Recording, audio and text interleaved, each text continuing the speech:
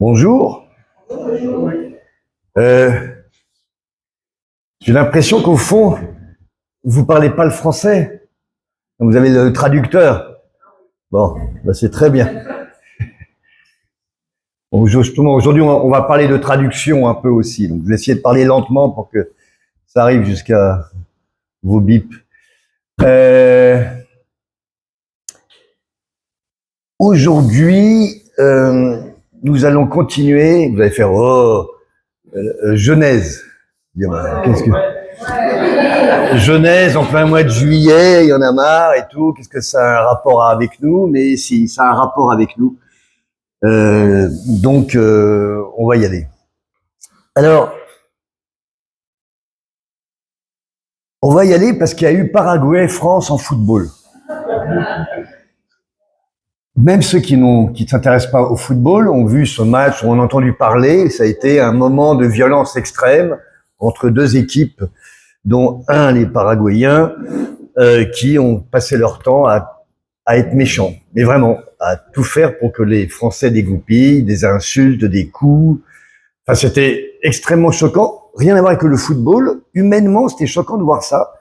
De voir qu'il y avait un plan qui avait été fait de façon raisonnée pour que les joueurs adverses pètent un câble, comme on dit. Et donc, tout était fait dans la violence et dans tout ce que l'homme a de plus mauvais en soi. Moi, c'est comme ça que je l'ai vu. Alors, j'aime le football, évidemment, mais là, j'étais très malheureux parce que je me disais comment on peut, dans le cadre d'un jeu, accepter ces règles-là pour que l'autre soit discrédité.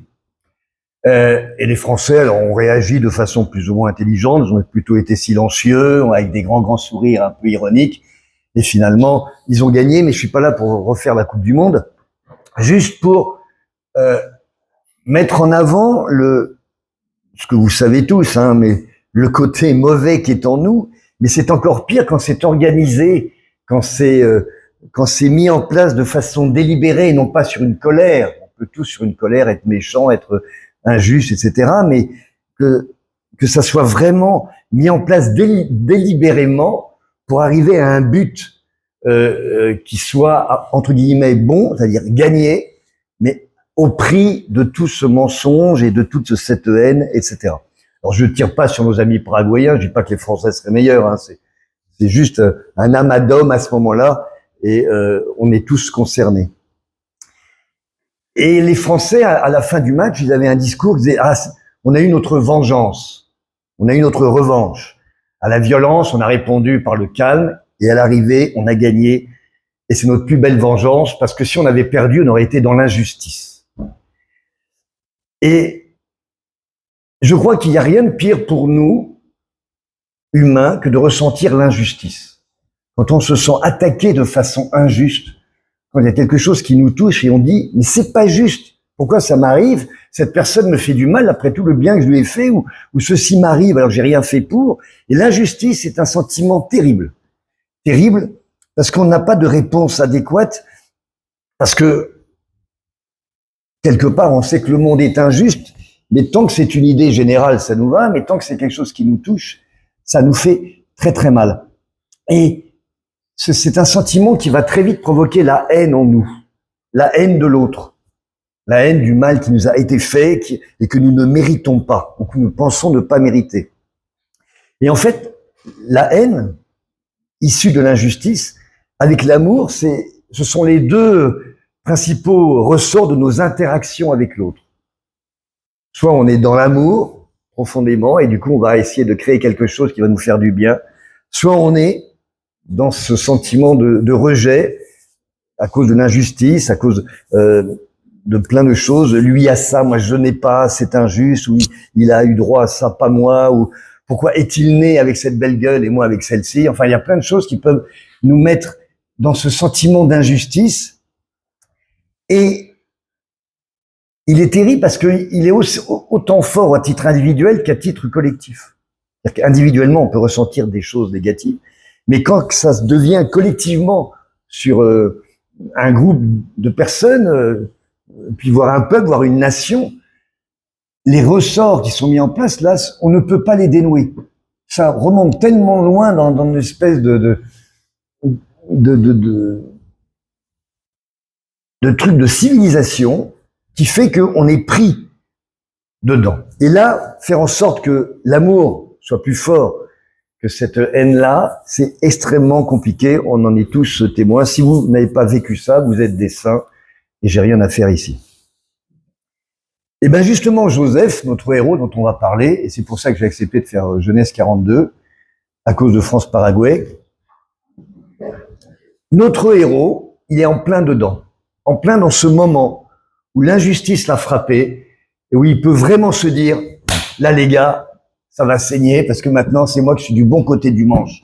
Ouh, ça fait du bien ça. Ok? Je rappelle la situation très vite, parce que vous connaissez. Sahara, c'est pas trop rapide là-bas. Il me regarde pas, c'est que c'est bon là. Donc Joseph, les enfants, ils sont 12 frères, ils le prennent parce qu'ils sont jaloux de lui, parce qu'ils ont l'impression qu'il leur est supérieur. En plus, il leur dit qu'il est supérieur à eux, de manière un peu innocente. Ils le prennent, ils le mettent dans une citerne, puis ils le vendent. Ils s'en débarrassent, ils disent rien à leur père, ils disent qu'il a été enlevé puis dévoré par des bêtes sauvages. Ils retrouvent l'espèce de vieille tunique ensanglantée du sang d'un agneau qu'ils ont tué. Enfin, c'est une immonde machination.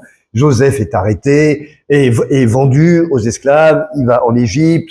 Là, de longues années passent et ça a été dit par Emmanuel et par d'autres.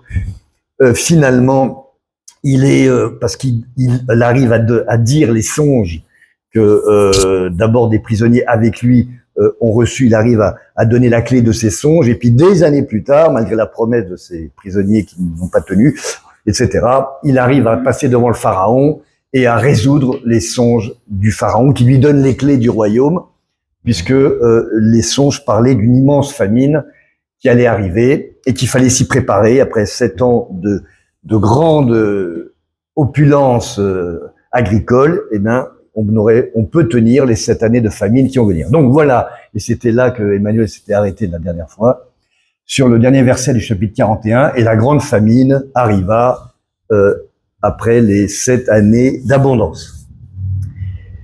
Et notre Joseph, donc ça fait plus de 20 ans qu'il a été enlevé, vendu et trahi, se voit offert sa vengeance sur un plateau.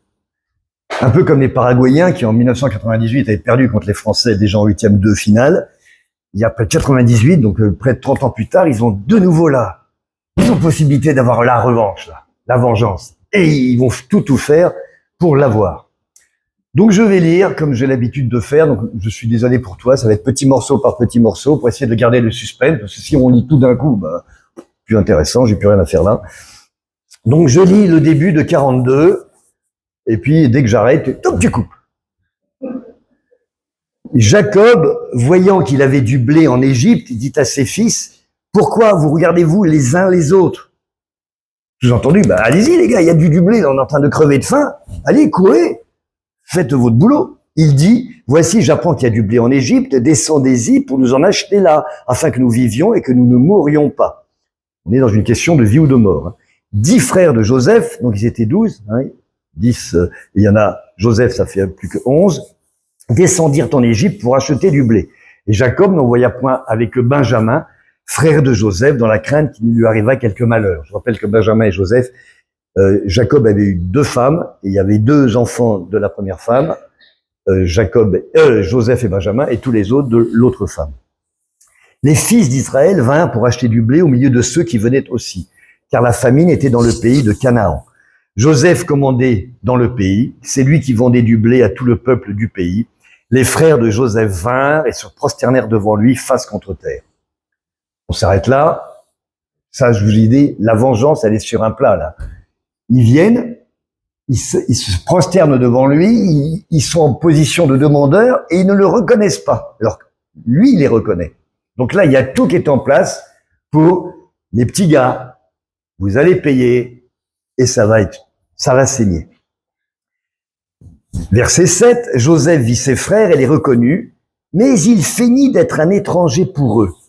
Il leur parla durement et leur dit, « D'où venez-vous » Ils répondirent du pays de Canaan pour acheter des vivres. Joseph reconnut ses frères, mais eux ne le reconnurent pas. Donc on a bien la confirmation que ils ont tellement oublié leur frère, ou ils ont tellement voulu l'oublier, que même 22 ans après, ils sont pas capables de le reconnaître, sans doute qu'ils ne s'imaginaient pas le voir dans ces atours-là, et alors qu'eux, évidemment, les reconnaît. Et ce qui est intéressant, c'est qu'au lieu de dire « Mes frères, je suis là, c'est merveilleux, on va s'aimer », il décide de mettre le plan en place. C'est ce qu'on imagine quand on entend. Il leur parla durement et leur dit « D'où venez-vous » Alors on dit que Joseph, c'est l'image de Jésus. Ça a été dit. Là, il est pas très cool. Parce que moi, j'attends de Jésus, j'ai des trucs, là, qui m'ouvre les bras, pas qu'il me dise « D'où viens-tu » Oh là, on m'a dit que t'étais amour et gentillesse, sois cool avec moi. C'est comme pour nous. Nous voyons Jésus qui se présente à nous depuis qu'on est né, par l'histoire. L'histoire, parce que tout le monde en parle, on est quand même dans une civilisation judéo-chrétienne, donc on en entend parler. Si on a la chance d'avoir une Bible ou d'avoir entendu parler, on sait qu'il y a des églises. Enfin, Jésus, même ceux qui s'en désintéressent, personne ne peut dire « je ne sais pas qui est Jésus ». Voilà. Et lui nous reconnaît, chacun d'entre nous, il nous reconnaît, et nous ne le reconnaissons pas. Donc si Joseph est l'image de Jésus, lui reconnaît ses frères, malgré tout ce qui s'est passé, et eux ne le reconnaissent pas, alors qu'il est au centre de leur histoire. Et ce qui est intéressant, c'est que les frères viennent près de lui pour être guéris, pour être nourris. Comme nous, on s'approche souvent de Jésus, mais aide-moi, pourquoi ça passe pas, je t'en prie, etc. Aide-moi, sous-entendu souvent si tu existes. C'est le cri des incroyants sceptiques, ou de ceux qui savent pas vraiment. Le fameux moi-je. Ils sont même prêts à payer. Là, ils sont prêts à payer le blé. Le paradis qui s'achète, le donnant-donnant, les fameuses indulgences qui ont engendré le protestantisme quand on payait l'Église pour racheter ses fautes. Et cet aveuglement est absolument incroyable parce que s'il y a des personnes qui devaient le reconnaître, c'était bien ces frères-là. Et pourtant, ils ne le reconnaissent pas. Et s'il y a des personnes qui devraient reconnaître Jésus, c'est nous tous les humains. C'est pas possible qu'avec tout ce qui traîne autour de lui, surtout dans notre époque actuelle, on ait l'excuse de dire « je ne connais pas Jésus ». Tous les gens qui disent « je ne suis pas chrétien », c'est pas parce qu'ils n'ont pas eu de bol de ne pas le connaître, c'est parce qu'ils ne le veulent pas. Alors pourquoi ils ne le veulent pas? Ça, c'est des conditions à savoir ensuite. Au verset 9, Joseph se souvint des songes qu'il avait eus à leur sujet. Alors ça, c'est dans Genèse 37. Je veux pas le relire, je vous en fais un résumé. Vous vous souvenez, il était en train de garder les troupeaux et il y a les frères, il dit, j'ai fait un songe et vous étiez autour de moi. Moi, c'était pas moi, j'étais une grande plante et toutes vous étiez des petites plantes et vous vous incliniez devant ma grande plante, etc. Enfin, les deux rêves qu'il fait sont très clairs et disent, je vais dominer sur vous. Je suis votre petit frère, mais à un moment ou l'autre, c'est moi le chef. Et c'est d'ailleurs ce qui avait aussi provoqué le fait qu'il le mette dans la citerne et qu'il le vende, parce qu'il dit, celui-là, il commence à avoir la grosse tête, c'est pas possible, on va s'en débarrasser. Lui se souvient, Joseph, il se souvient de ce songe-là, tout avait été annoncé. Mais eux qui vivent la situation, d'être devant leurs frères et de se prosterner exactement comme dans le songe, ne se souviennent pas de cet épisode où pourtant les pistes sont énormes. C'est des pistes que Dieu met sur notre route et que nous oublions. Et à la fin, on va dire Dieu ne m'a pas parlé, Dieu m'a ceci. Il n'a pas arrêté de mettre des pistes. Il n'a pas arrêté de dire écoute-moi, regarde-moi, intéresse-toi à moi. Et nous ne le faisons pas, nous global, parce que là encore, nous avons un tas de raisons personnelles ou je dirais collectives qui nous en empêchent. Mais arrêtons de toujours mettre... Moi, je supporte pas les gens à qui, quand on parle de « Ah ben toi, t'as de la chance, Dieu t'a parlé, moi j'aimerais bien, mais il se passe rien. » Bobard, c'est pas vrai. C'est que tu n'ouvres pas les yeux, tu n'ouvres pas ton cœur, tu ne veux pas écouter, tu parles déjà en faisant un mur, et c'est pour ça que la parole de Dieu ne t'atteint pas. Et au verset, toujours le verset 9, donc Joseph se souvint des songes qu'il avait eus à leur sujet, et il leur dit, vous êtes des espions, c'est pour observer les lieux faibles du pays que vous êtes venus. Alors là, excusez-moi, pour quelqu'un qui est censé représenter Jésus, c'est vraiment une attaque gratuite. On sent que la vengeance, elle commence à griller là. Il dit, non seulement vous ne me reconnaissez pas, et ben moi je me souviens, et ben vous êtes des espions. Excusez-moi, c'est une attaque gratuite, c'est un mensonge. Ils ne sont pas des espions. D'accord? On peut dire quand même, c'est curieux comme méthode. Ils prêchent en quelque sorte le faux. Pour quelle raison? Pour faire mal? Pas forcément, peut-être pour connaître le vrai. Et d'ailleurs, est-ce vraiment le faux? Le mal, il reste le mal. Que tu sois un espion ou un kidnappeur, comme quelques années plus tôt, c'est exactement la même faute. La même faute de refuser d'être dans le camp du bien quelque part, mais et de projeter, de faire des actions qui sont négatives. Et cette méthode pédagogique de Joseph est fort intéressante parce que on croit que c'est méchant ce qu'il fait, mais c'est pas méchant. Il dit simplement je vous lance une perche. Vous dites vous êtes des espions. Donc vous devez me répondre ah non on n'est pas des espions. Non non. Bon. Par contre c'est vrai on n'est pas tout blanc parce que figure-toi qu'il y a 20 ans on a fait une grosse bêtise. C'est une perche en fait. Et souvent Jésus dans nos existences il va nous mettre dans une situation où on est traité de façon injuste, un espion, ou je sais pas, etc.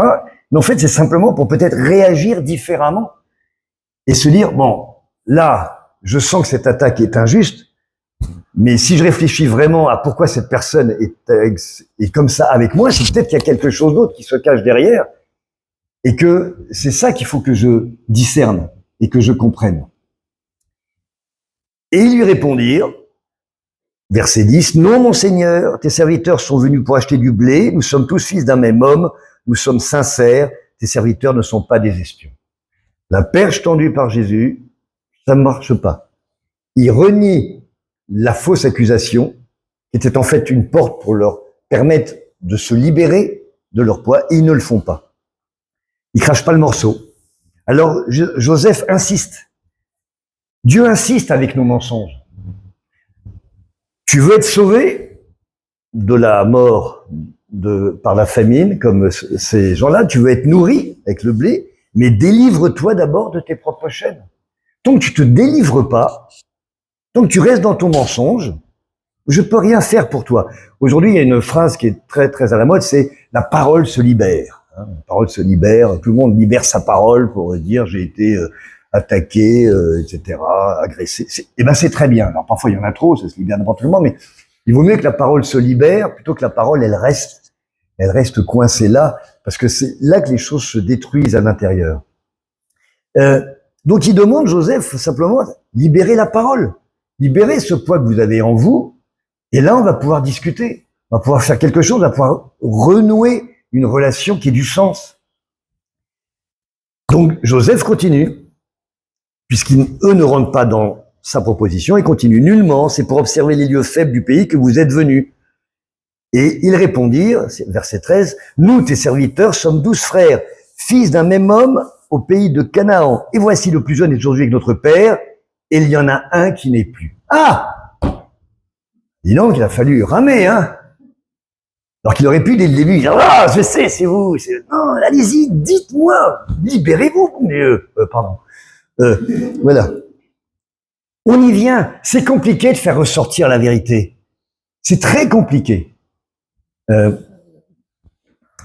J'ai un ami que je connais depuis très longtemps, qui est d'origine juive, donc c'est quelqu'un de mon âge, donc voilà. Et là, depuis quelques semaines, il allait pas bien du tout, des grosses angoisses. Donc il a été voir des gens parce qu'il allait pas bien, même physiquement. En fait, c'est quelqu'un dont la famille a été extrêmement détruite lors de la Shoah. Et pendant 60 ans, pas un mot, on n'en parle pas, on dit rien.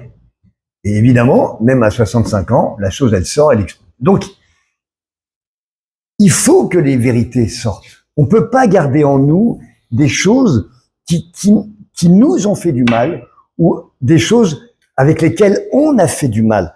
On peut pas avoir une relation avec Jésus, avec Joseph, si on garde par devers nous soit par peur, soit par manque de confiance, tout ce qu'on veut, soit par orgueil, des moments de notre vie qui ne sont pas propres.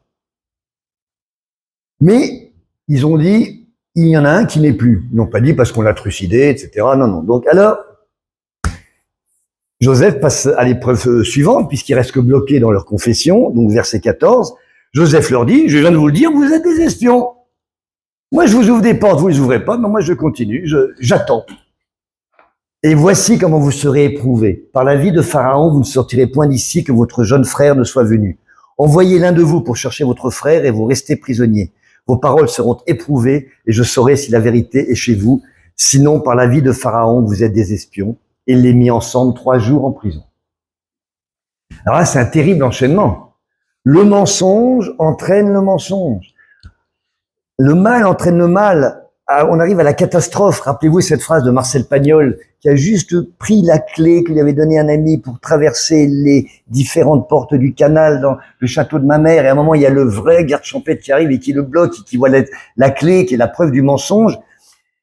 Et je crois que je vous l'ai déjà dit 15 fois cette phrase, mais elle me touche toujours. Et Pagnol écrit dans le château de ma mère, on n'est jamais aussi faible que quand on est dans son tort. Et ben voilà, ben là les frères de Joseph, ils sont dans leur tort. Et au lieu de dire, bah oui, ils continuent et ça s'enchaîne. Et maintenant, à partir de venir simplement prendre du blé et d'avoir pas dit la vérité, ils se retrouvent en prison. Et ils doivent en plus ramener leur frère qui va être pris en otage. Mais c'est terrible. On est prisonnier de nos fautes. On est prisonnier de nos erreurs. Et ça, personne ne vous le reprochera. Parce que les erreurs, on en fait tous, c'est notre condition. Par contre, ce qu'on peut vous reprocher, et c'est ce que Joseph explique là, lâche le morceau, arrête, parce que ça va s'enchaîner. Et ben voilà, maintenant tu te retrouves en prison. Et les frères vont dire, c'est pas juste. Mais c'est toi qui es pas juste, frère, j'allais dire, ça c'est le cas. C'est vous qui êtes pas juste de pas dire ce qui est. C'est pas Joseph, c'est pas Jésus. C'est eux qui se mettent en prison eux-mêmes, en refusant d'aller dans la vérité de leur existence. Ils sont prisonniers et le prix de leur libération et de leur survie, le blé, il faut livrer un d'entre eux et le plus jeune. Et le même cauchemar se remet en place. 22 ans après avoir livré leur plus jeune frère, pour s'en sortir, il faut qu'ils relivrent l'autre jeune frère. Nos actions, si elles ne sont pas brisées par la force de Jésus, du pardon, elles nous poursuivent sans cesse. Je ne sais pas quand après, mais les mêmes erreurs entraînent les mêmes conséquences. Et vous avez remarqué qu'ils sont 3 jours en prison, les 3 jours de Jésus au tombeau. C'est le temps où le monde est en suspens. On en avait parlé lors d'une autre prédication. Pendant 3 jours, de quel côté va tomber la pièce? Si Jésus ne ressuscite pas, ben on est foutu. C'est terminé, ça ne servit à rien. Et le monde est mort. S'il ressuscite, tout repart et tout commence enfin.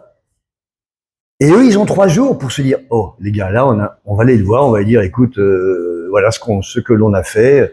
N'attaque pas notre petit frère, il est pour rien. Moi, quand je me suis converti, j'ai reconnu Joseph, Jésus, et j'ai demandé pardon de tout ce que j'avais fait avant. Bon, depuis, malheureusement, j'espère que ça s'est amélioré, mais oui, mais bon. Ou bien, je refuse d'assumer mes erreurs et je suis dans une conversion factice. Je suis dans une foi d'apparence, dans une foi de pacotille. C'est ça que nous raconte Genèse 42. C'est ça que nous raconte Joseph. Et c'est complètement actuel. Ses frères, c'est nous. Mais manifestement, ils n'ont pas dit la vérité après ces 3 jours en prison. Ça leur a pas suffi. Jésus est ressuscité. Ils l'ont vu sortir d'un tombeau comme d'autres. Il a dit, je sais pas, il faut que je touche parce que je suis pas sûr, etc. Et du coup, ils peuvent pas reconnaître Joseph. Le mensonge nous rend aveugles. Là, Joseph, il les tenait dans la vengeance, vu de l'extérieur quand même. Et ben, il les abandonne pas. Il pourrait pourtant, il a toutes les cartes en main. Là, vraiment, là, il peut faire un massacre et en prendre un pied. Les Paraguayens, ils en prennent 8 de buts, là. Ils sont suspendus à vie.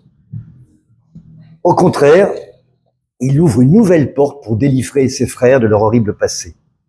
Au verset 18, le 3e jour, Joseph leur dit, faites ceci et vous vivrez. Je crains Dieu. C'est extraordinaire.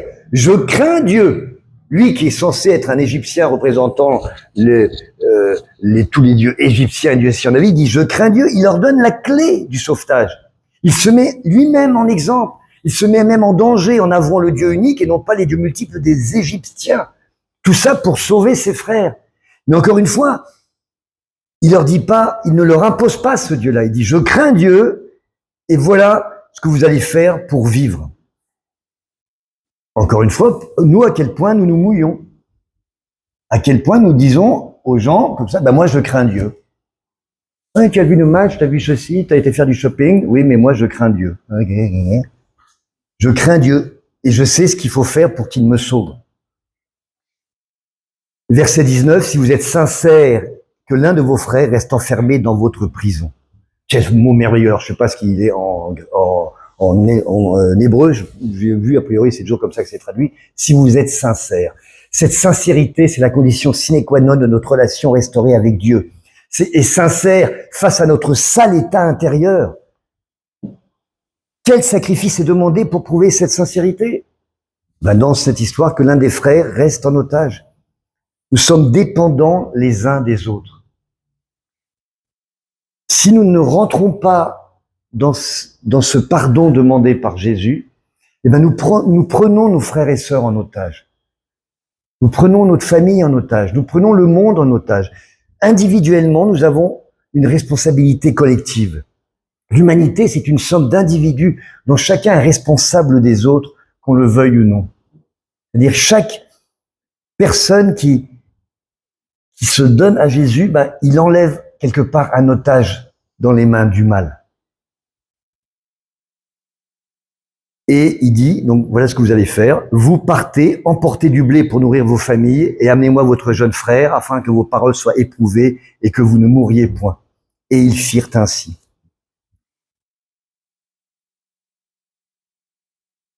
La sincérité de cette première démarche qu'ils ont commencé à avoir en disant pas grand-chose quand même, mais en commençant à reconnaître qu'il en manquait un, des frères à l'appel et surtout l'amour de Joseph, cette bonté, fait que leurs familles vont être nourries, sauvées à court terme. À court terme, parce que le blé qu'ils vont emporter, ça va tenir un certain temps. Emporter du blé. Et ensuite, la confiance. Amenez-moi votre jeune frère. Alors là, on pourrait penser que c'est une menace injuste, que la vie de l'otage va dépendre de l'action de ses frères. Mais c'est pas ça du tout. Jésus, là encore, leur donne une occasion de refaire l'histoire différemment. Et en ce moment, il y a une pub à la radio, je sais pas si vous l'entendez, c'est sur les incendies.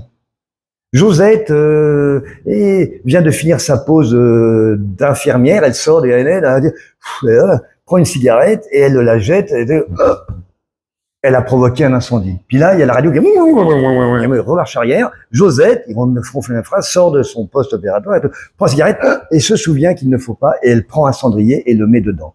Grâce à ce geste-là, Josette a sauvé tant d'hectares de forêt. C'est exactement ce que propose Joseph là. C'est pas du tout une prise d'otage. Moi, vous m'avez abandonné et vendu. Je vous laisse partir avec le blé, tout ce qu'il faut. Vous êtes sauvés. Vous pouvez abandonner votre frère, ne jamais revenir, je ne vais pas vous pourchasser. Vous pouvez recommencer le mal que vous avez fait il y a tant d'années auparavant. Et moi, je vous donne l'occasion de refaire l'histoire différemment. Sa vengeance, ça aurait été de garder le frère, il part et je zigouille le frère. Non, lui, c'est pas de la vengeance qu'il fait, c'est de la pédagogie. Je te remets dans la même situation, va-t'en. Si vous revenez, il est libre. Si vous revenez pas, vous le tuez. Comme vous n'êtes pas revenu me chercher dans la citerne. C'est quand même extraordinaire. Mais Jésus avec nous, il a cet acte pédagogique-là. Très, très souvent. Il nous remet le nez dans notre... voilà. Il m'a dit, qu'est-ce que tu fais maintenant? Pécher une fois, c'est normal. Je veux dire, c'est même sain. Ça prouve que, regardez les enfants, les jeunes, enfin, c'est normal. Sinon, ça prouverait qu'il y a quelque chose qui fonctionne pas. Mais retourner à la faute, sciemment, Là, ça commence à devenir grave.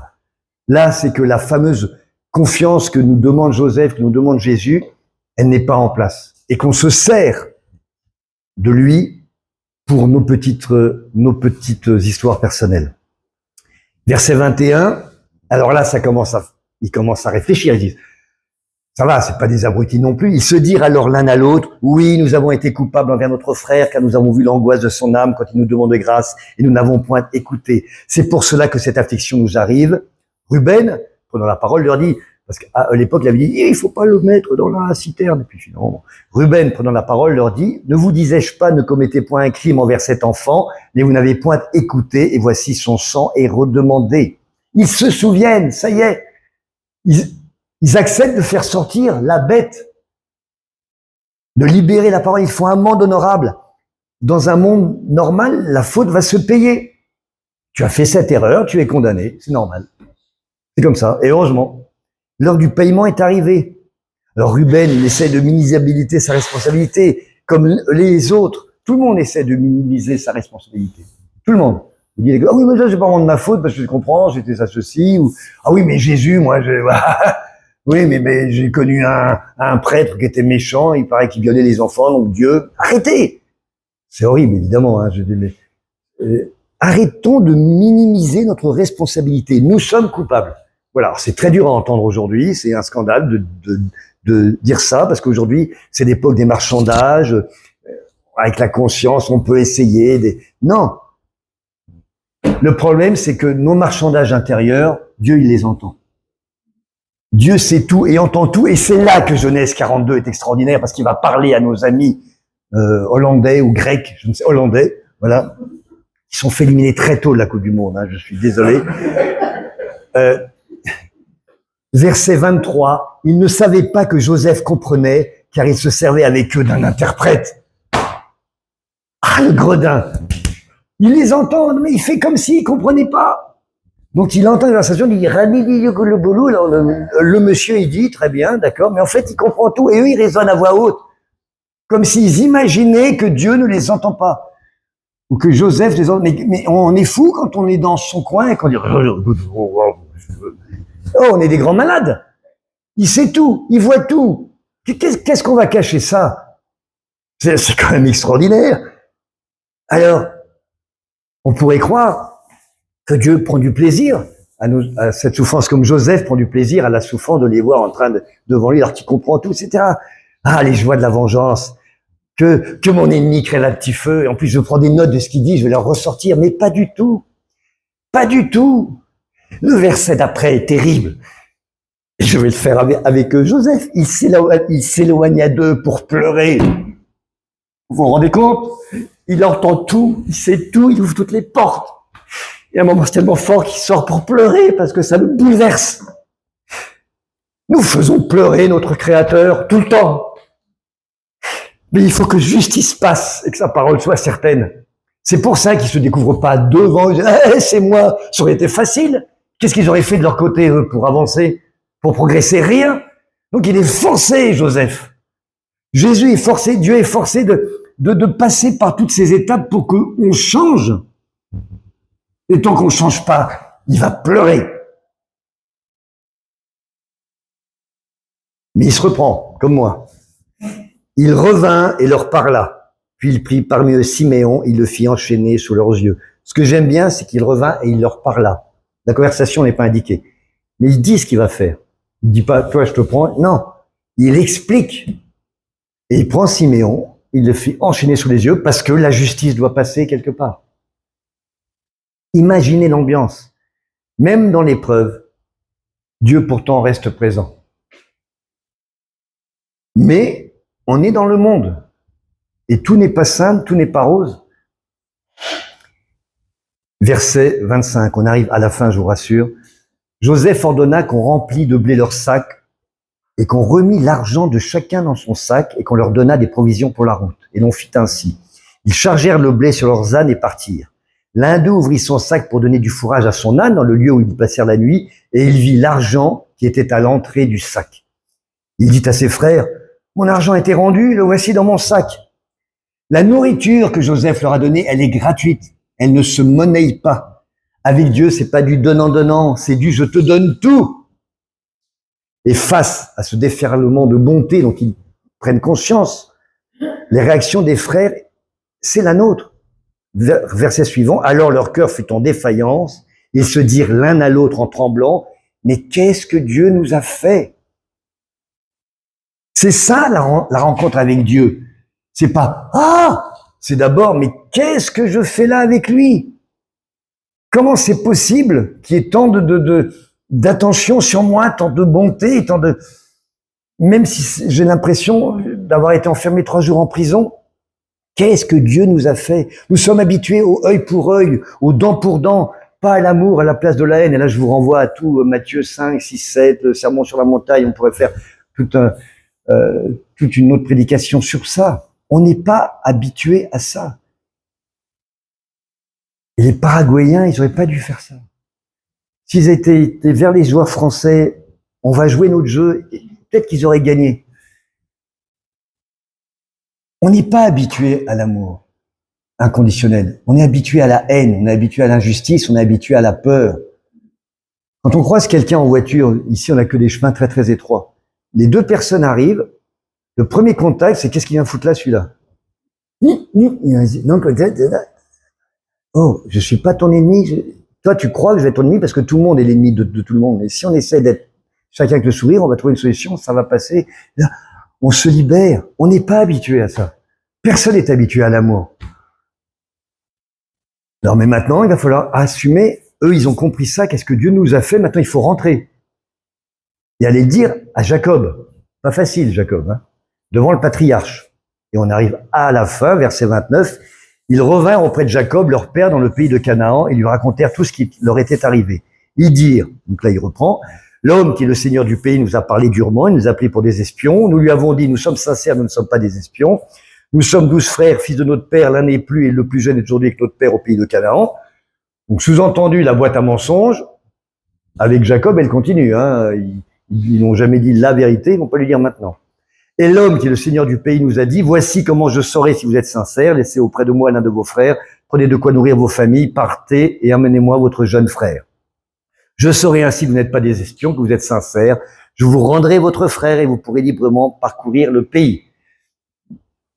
Ce résumé fait par les frères, on peut en faire exactement dans la bouche de Jésus, dans les évangiles, on peut refaire quelque chose qui est un serment de Jésus. Voilà ce que vous allez faire. Enfin, c'est du copier-coller. Je vais pas tenter de le faire, mais c'est passionnant. Donc, ce que dit ce texte, c'est que c'est la liberté en échange de la vérité. Il y a un truc là, il y a marqué, vous savez, vous avez mis 3 panneaux, la liberté vous affranchira. Mais c'est vrai. La liberté est en échange de la vérité, et on peut pas faire cette économie-là dans nos propres existences, dans notre rapport avec lui. On peut se poser la question, donc je l'ai dit, de l'otage, c'est pas très chrétien dans un premier temps.